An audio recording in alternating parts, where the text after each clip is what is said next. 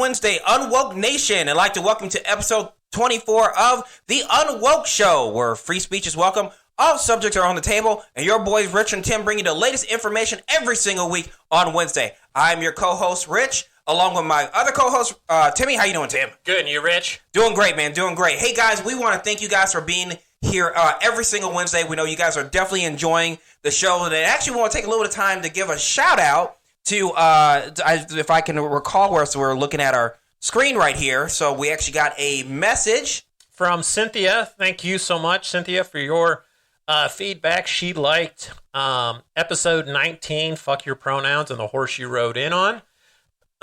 Thank you so much for that, Cynthia. We really appreciate it, as always, and we always want to hear from our listeners. You can reach us at feedback at unwoketheshow.com. Again, that is feedback at unwoketheshow.com.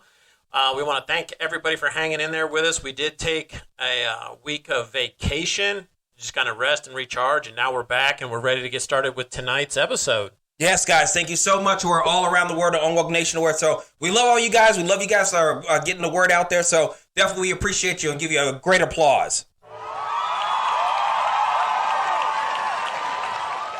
All right, Rich, so tonight's topic is feminism, tugging on that string. Exactly, man.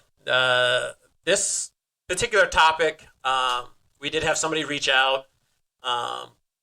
We've talked about toxic masculinity, everything that's associated with that, right? Mm-hmm. Dudes being dudes and then some, right? I understand feminism is an all-encompassing term, right? So I think tonight what we're going to start with is how it's defined, at least according to the American Psychological Association, right? So we're going to start with that. Then we're going to move on over into the pink tax. I'm not sure if you were aware of that. Yeah, I've heard a little bit about it, but it's still kind of new. But I'm sure we're going to get manly educated. Oh, yeah, we're going to get into that. And then we are going to get into that age-old topic of the wage gap. Ah, okay. Right. There are people out there who probably think that gap has significantly decreased, and there's others who clearly feel that it's still a significant topic in corporate America today. So, we're going to touch on that. But to kick things off, we're going to go ahead and try to wrap a definition around what feminism means today. According to this, the American Psychological Association, it's being who you are, being the woman that you are without fears of judgment or a joke. It's being successful, not in a materialistic way, but in the way you want to be. Some people on here have commented that feminism to them empowers women to achieve their goals, whatever they may be. It's a positive force in their lives. Okay, so I know there's a lot to unpack just right there. So it sounds almost like, or not like, that. Whatever the term feminism means to you, right?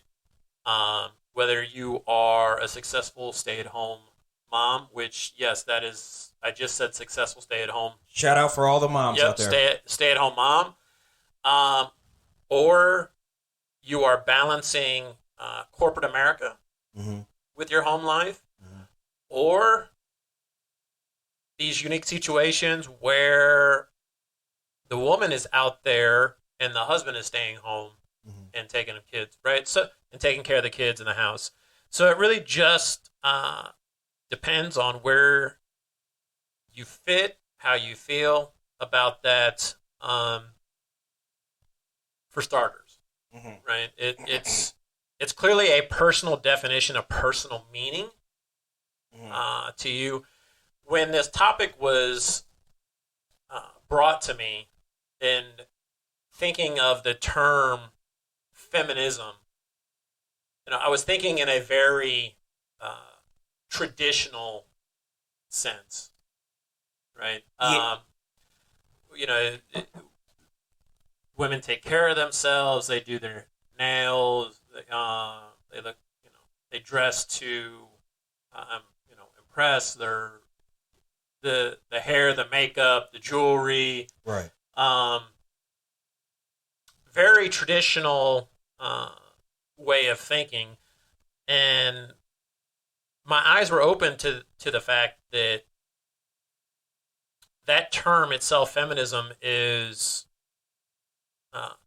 much more encompassing than what I was originally thinking. And so it's very interesting to see how that term has evolved to be empowering to women in whatever facet they see fit, right? As I mentioned, if you're a successful stay-at-home mom, or if you're or if you're successful in corporate America, but you're still balancing your home life, or the roles have reversed in your family where the husband has stayed home and the wife is working full-time, right? So I thought that was interesting to say the least. And it was also interesting to see how it's also under attack.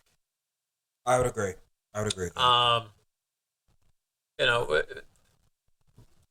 We had we had things like Title IX. Those laws against gender discrimination, which is at this year is actually its 50th anniversary. Right. But then there was attack on women's rights, specifically around reproduction. Mm-hmm. Right. All of a sudden, Roe v. Wade being overturned. Right. Right. And then we can get into pay equity, and we'll get it, the earnings gap and everything. So it's the concept of feminism itself, while being all empowering to women, at the same time is being attacked on personal choices. Again, and when I say personal choices, we're talking about reproductive rights. Right. Which is sad, to be honest with you. Regardless of where you stand, either you're pro-life, pro-choice, I think we can all agree that attacking women and their rights on that front, regardless of where you stand, is just not right. Okay. We'll dovetail this right into the wage gap. And depending on who you talk to, some have said that maybe that would have been something significant, say, 20 or 30 years ago. Mm-hmm. The wage gap has either been debunked or has significantly decreased versus where it was, again, 30, 40 years ago, right? One individual is quoting as saying, hey, we still have 73 cents on the dollar that a man earns, right? Mm-hmm. I don't know what women earn versus what men earn, right? I know there's plenty of information out there. I would like to think that pay gap isn't as significant as it once was, but I do acknowledge the fact that it is still out there. I think we're still working to make that happen. Mm-hmm. And when I say make that happen, make it to where we achieve essential parity, right? You can easily look in the news and you can look at female CEO pay versus male CEO pay, and there is definitely a significant gap there. But I don't think it's as bad as it once was, and I think part of that has to do with the time women are away from corporate America if she and her husband have decided to start having kids. Yeah, and that's where I was wondering if that was a way that, not that it's justified, where it's like, because I'm a firm believer that, if a woman is doing if she's using the examples you were just using, if she's a CEO and she's increased profits of a company by 20%, just as much as the guy who's next to her did the same job, then she should be able to be paid the same thing. But I guess that would be part of the counter argument of, because if she decides that she does want to have a family, or her and her husband decide they want to have a family, it's like, that might be the case, or if maybe that board of directors or whoever might be that person that steps up, who might be the vice president and coming in. So, and actually this is a really good touching too, because we just got done with the Women's World Cup, and one of the biggest things they were talking about prior to that World Cup is just the pay gap between the women's soccer team and the men's soccer team, although the women's soccer team have been more successful. And also, but the argument that I was hearing is that they were saying, I guess just based on the men's last World Cup, I mean, there were several $billion in total revenue that was put together for the men's World Cup, as opposed to, I think the women was only like maybe 700 million, like that. And from what I understand, they were saying that the U.S. women's team, who are complaining about there being this type of wage gap, got the lion's share of that, so many hundreds of millions. I apologize, guys, I can't remember the exact numbers, but I know it was lower, much lower than what it was for the men's World Cup. And I guess that's when people kind of saw, it's like, well, you guys were able to get what you wanted, and also, but at the same time, you did get the lion's share in comparison to other countries. There are other external factors that play into that, right? Obviously, location, job, profession. Absolutely. Right? They're going to impact that. If we take construction. Sure. According to the aauw.org, women working full-time in the U.S., this is from 2022, are still paid just 83 cents to every dollar earned by men. And the consequences of this gap affect women throughout their lives. The pay gap even follows women into retirement. As a result of lower lifetime earnings, they receive less in Social Security and pensions. In terms of overall retirement income, women have only 70% of what men do. Okay. So it's kind of interesting to think about that. It doesn't go into saying whether, as we just mentioned a minute ago, are these women who have just chosen not to work and stay at home and then eventually re-enter the workforce? Are these women who have always worked and they're just making less than their male counterparts? Is it more asking the question of, like, where does the argument or is the coming from, and therefore maybe some people, like you just said, or if you have a lady who's been working for 20, 14 years, she's the one saying, hey, we're the ones getting 70%, 73 cents on the dollar. Right. And compared to, those are ladies I would like to hear from. It's like, because obviously, they're out there in the workforce saying like, hey, this isn't right and this isn't fair. So, they had mentioned previous work history and previous pay as a way of negotiating a salary. And, that applies to men as well, too. Nurses? Yeah.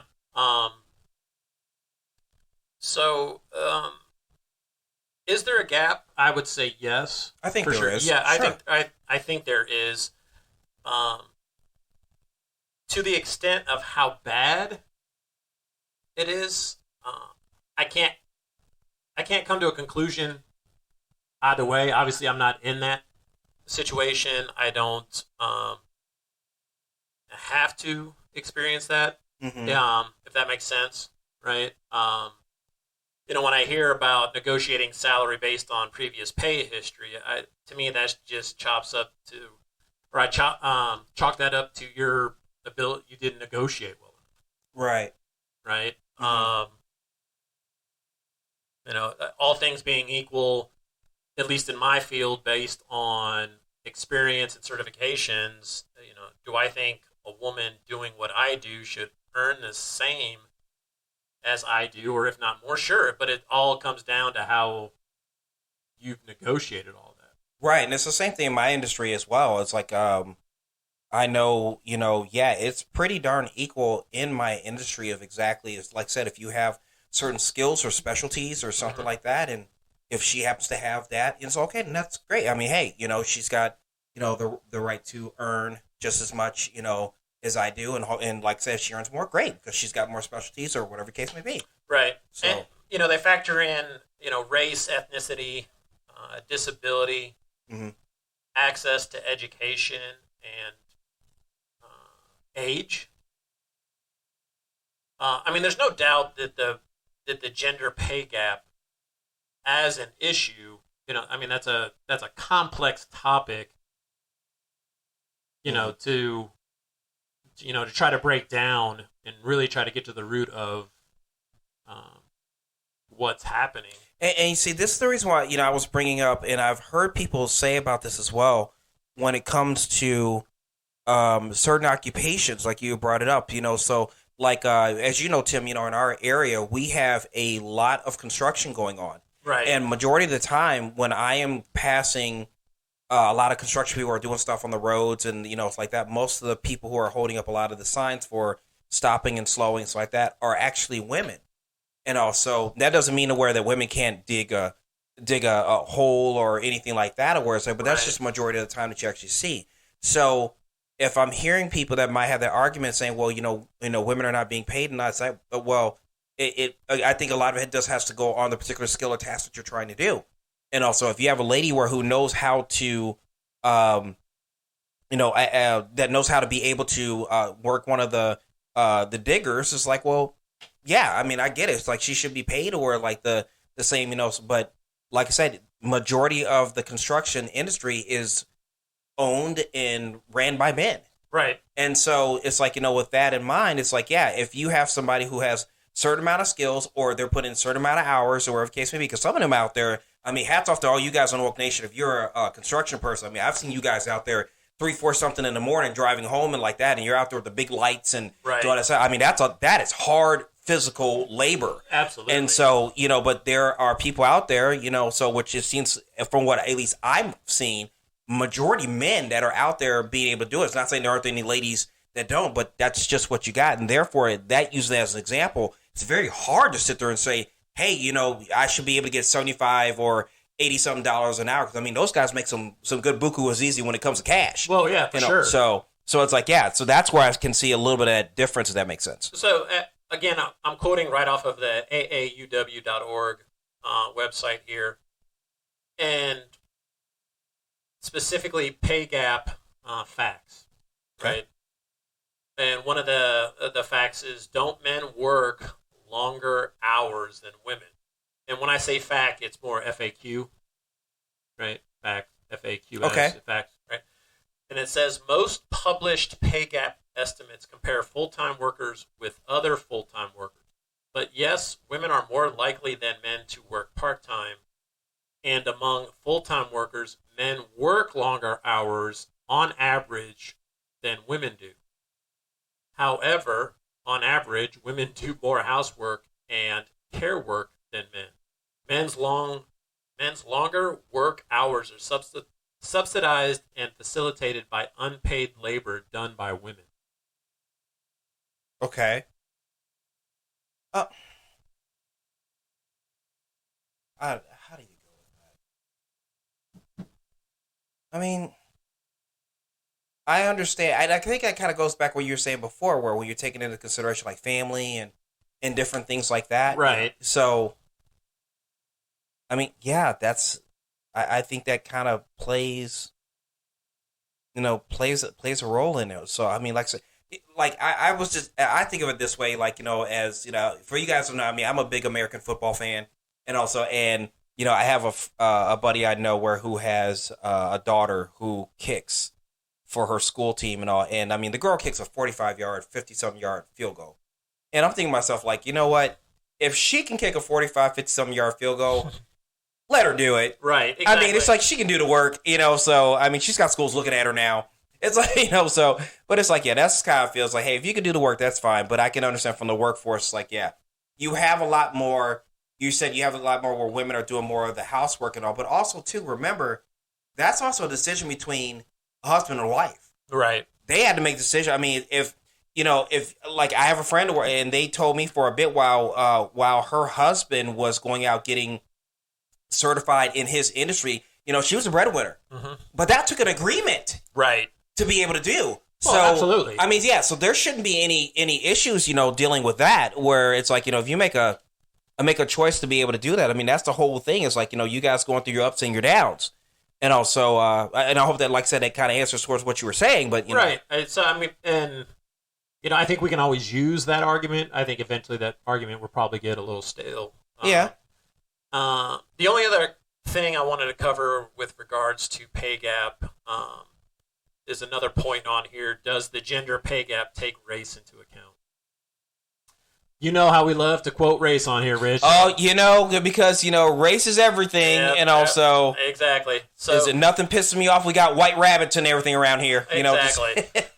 Exactly. So it says here that the most commonly cited gender pay gap statistics compare women and men regardless of race or ethnicity.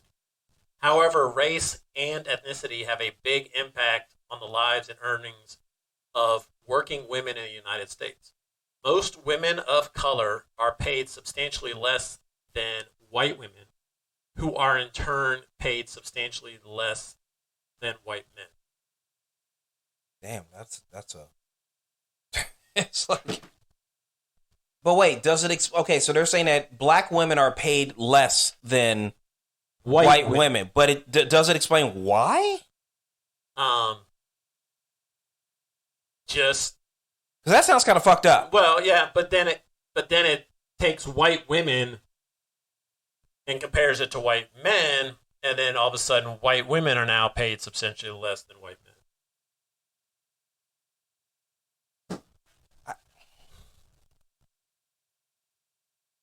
I mean, it's messed up regardless. I don't care what level you go on. It's messed up no matter what. But it's just kind of like so maybe this will help. You just can't drop me off like that, Timmy. You just can't drop me off. It's like black women are paid less than white. Why the fuck is that happening? Exactly. So it says the gaps between most women of color and white men are larger than that between white women and white men because of racial bias and discrimination, differing levels of educational opportunity and attainment, unequal access to career opportunities and advancement, and other factors. I don't know that I'm buying that. Unequal access to career opportunities and advancement. Don't they have things like what's that thing we used to have when we were growing up? Schools? Yeah. When they actually taught you, Education. Reading, writing, and math and everything. No, what's that other thing we used to have when we were kids? It was like a work program, remember? And it's like you could take it when you're 18. Oh gosh, what? I'm sorry, guys. I'm trying to remember. So it was a program where I think you could go and learn certain skills and all. Like I can see the logo in my face. It had like a ladder and so. Gosh, what was it called? But you could actually learn a certain trade. It wasn't necessarily a school, but it was like it's a program here in America. And it's gonna be right on time. You know what's gonna happen? I'm gonna sit there and remember it when the show's all over, and have to come on episode 25 and actually tell you, guys, this is what I was thinking. Job Corps. That's it. Job Corps. Okay. Yeah, they had Job Corps. Okay. Yeah, I remember that. So no, I mean, I agree with you. I mean, I'm not buying that.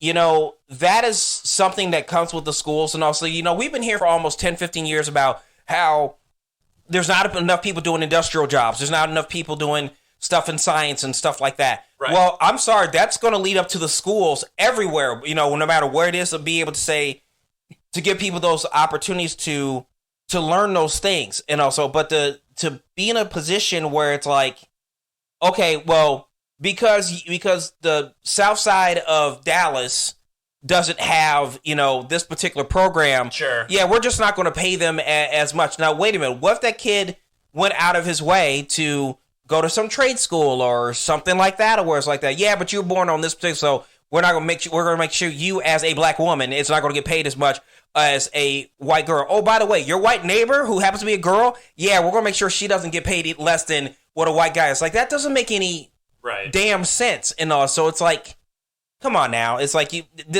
is that a what would you say, like a nice little politically correct way to say is like, I think there's something. It's like there's got to be more than that. That answer sounds too clean. Yeah, exactly. You know, I agree. Obviously, we're not going to solve it here. No. We can acknowledge it, but we can acknowledge it to some capacity. But at the end of the day, then this may sound horrible. I don't care. It's not as bad as it used to be. Yes, absolutely. Right. Remember, we lived in a country and everything where women actually had to get an amendment to vote. Right. Okay. Exactly. Yeah, that whole women's lib thing. Right. Yeah. So, with that said, and I'm glad you mentioned women's lib, we're going to transition over to that other topic we were mentioning called the pink tax. This will be very, very interesting. Ready, go! So, the pink tax, as defined by Kiplinger, often refers to state sales tax on menstrual products like tampons and feminine pads, which I don't buy. Those feminine hygiene products are necessities for many women. If that's the case, you should never run out. But many states tax feminine products as luxury items while exempting other necessities like groceries and medicines from sales tax. Huh? Okay, let me get this straight. So, women's feminine products are basically considered to be basically to kind of cost a little bit more. Mm-hmm. Yeah, pretty much. It's like, so therefore, it's a luxury for women to bleed every 28 days. You fucking serious? Well, that's a damn biological thing. And we're talking real women, by the way. So just so everybody knows.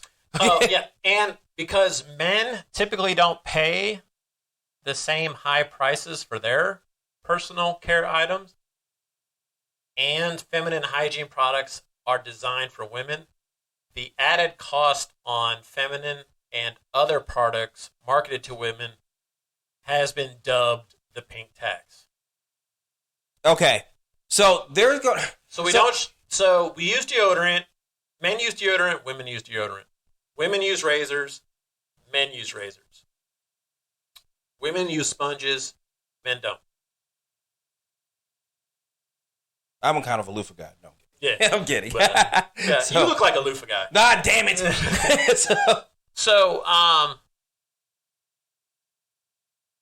That's the notion that those are luxury items when you're getting into,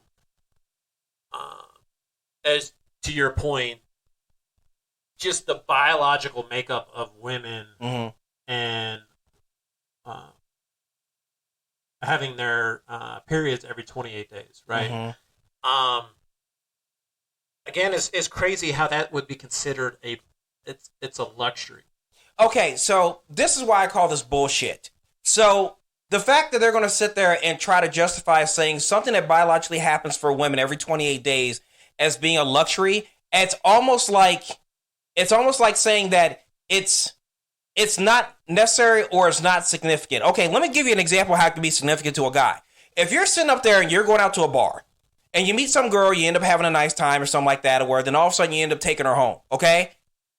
All right, all it was, one night stand and stuff like that. The last thing you want is to be in a situation where, hey, you know what? She says she's going to have a kid like that, but the fact that she's taking care of herself with her feminine products like that, and she didn't have a period like that, at least you know, okay, that's kind of an important thing when it comes to dealing with pregnancy and all the other stuff, but outside of just, cleanliness and whatnot.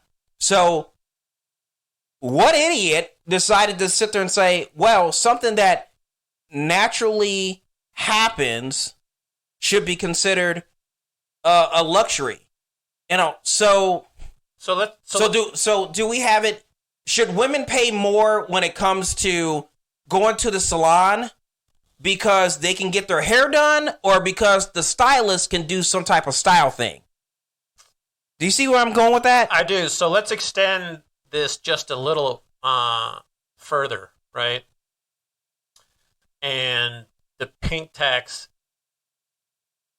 being applied to higher dry cleaning or tailoring costs for women's clothing. There are men out there that have just as much clothes, not more than women. Yeah.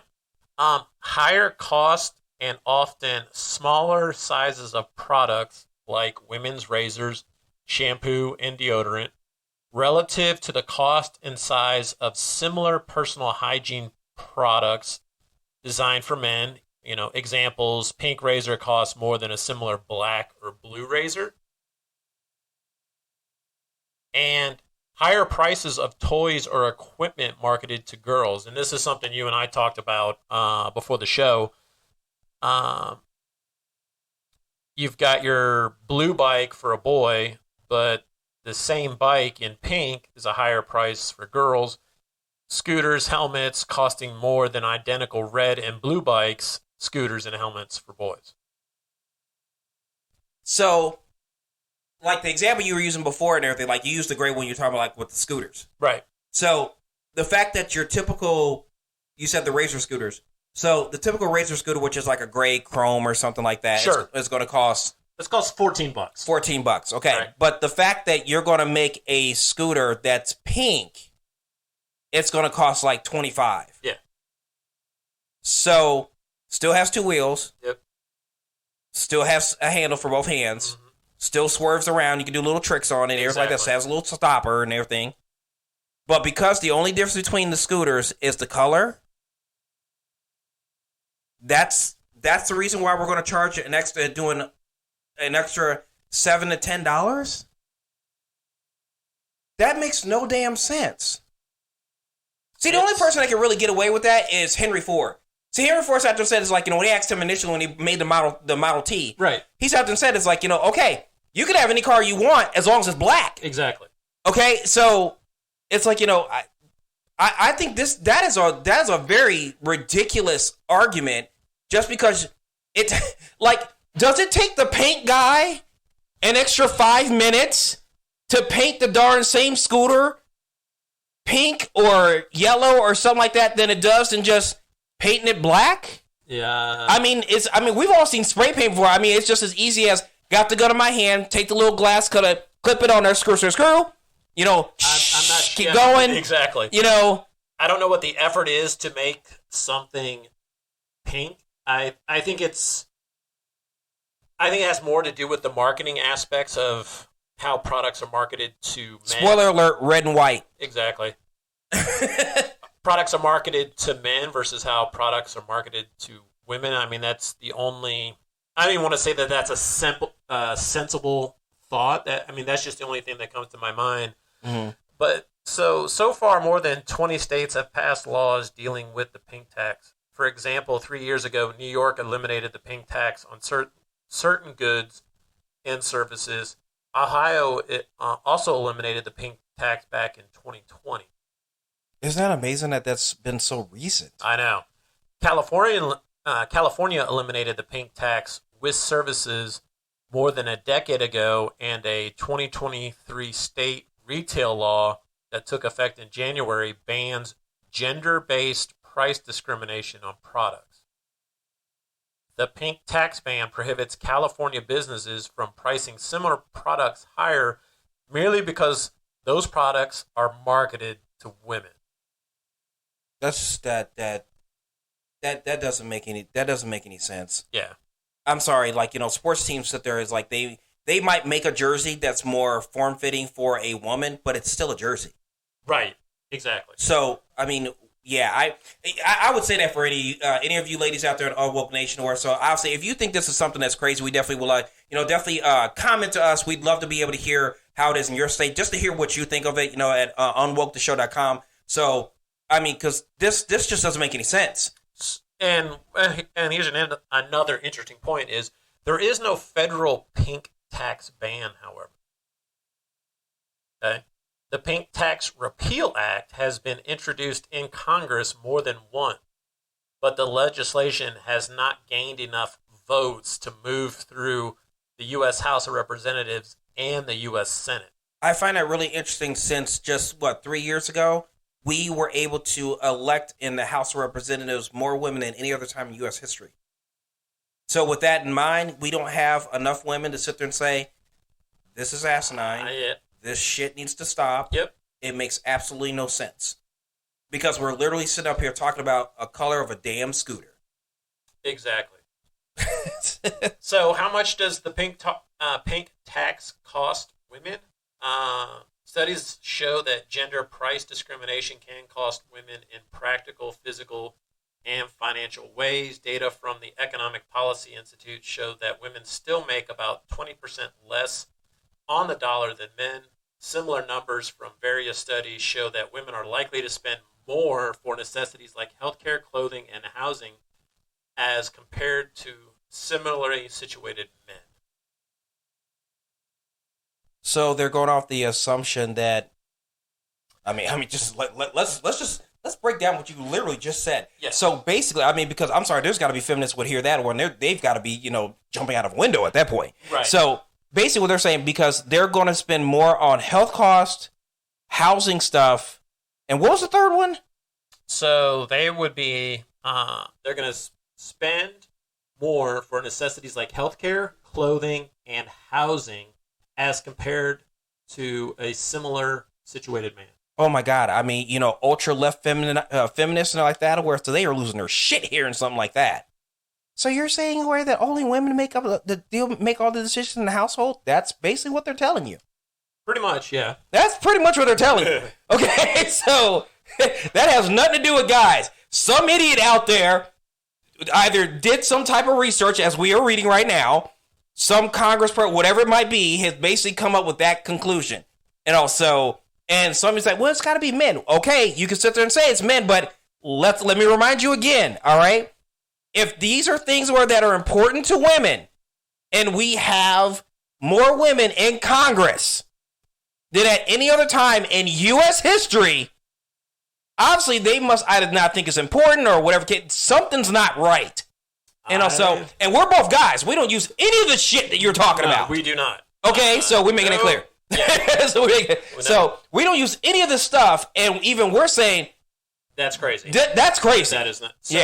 So New York did a pink tax study and found that women's products are on average 13% more expensive than similar men's products. As a result, when products that are essential for women, like feminine hygiene products, being taxed as luxury items, so now you're throwing the luxury tax on there. Here we go again. That can have a significant financial impact. In what way? It's the same damn product. It's the same product, but you're throwing the luxury tax on top of it, which is driving up the price. Yeah, I'm having a hard time saying that dog hunts. I'm sorry. It doesn't. That dog does not hunt. No, it doesn't. But it's been interesting learning about all this. It's been very eye-opening. Clearly, I didn't know any of this was happening. I knew about the glass ceiling, right? Or the pay gap. But because I'm not in a position where I could, do some analysis of pay within organizations, right? I don't work in HR or anything like that, in case anybody's wondering, although I doubt it. So I'm a little oblivious to it other than, what society is calling out there. But, do we have opportunities, or should we continue to work to decrease that gap? Absolutely. In the case of couples who decide to start having families and women stay at home, I just don't think there's any way of getting around that. Yeah. I mean, if all parts being equal, if the husband's working full time and the wife is working full time, then yeah, that pay gap should be almost at zero, depending on the job occupation. Right. If the husband and wife are in the exact same field, that pay should be zero. Obviously, job occupation factors into that, but from the stance of starting a family, okay, I could see that. Yeah, and especially when you're dealing with the way society is now, that it's starting to see, and correct, obviously, you being a family man and stuff like that. So it seems like it's becoming more and more harder in comparison to, say, 30, 40 years ago, where you saw only one spouse actually working while the other one stays at home. Right. That is a very, very rare thing, where especially the way the fluctuations of economies over a course of time and stuff like that. It's just very, very hard. I mean, it's more common to hear, a spouse working two jobs, right, or somebody working their job and then having a side hustle after 6 p.m. and, doing those type of things than it is to have that. So that's why I think we might agree, where it's saying that these numbers may not necessarily be fair to sit there and say, oh, women would be the one that would make that particular decision, or if so. I mean, it's just really, really hard, to think that. But I still go back to what I said before, is that it just doesn't make sense. Where so the way that the ways how society has changed, and to say that we have a justifiable right to be able to say, you as a woman, not Tim, you as a woman. So let's get that straight. Yes. So you as a woman need to pay a little bit more for a razor. So just because it's pink or sky blue or something like that, or because a can, that doesn't make any sense. No, it doesn't. And also, we got to do away with that, guys. I mean, it's like, talk to your congressman or something. That makes no damn sense. Well, that's just corporate America, though, right? Mm-hmm. And so, with that, Rich, as always, it was a pleasure. Unwoke Nation, we'd love to hear from you guys. Tell us what you think. We want to hear from you. Give us your feedback at unwoketheshow.com. Again, that is feedback at unwoketheshow.com. And we'll look forward to talking to you guys next week. Hey, guys, thank you so much for being on another great show, and we'll see you next Wednesday. Take care.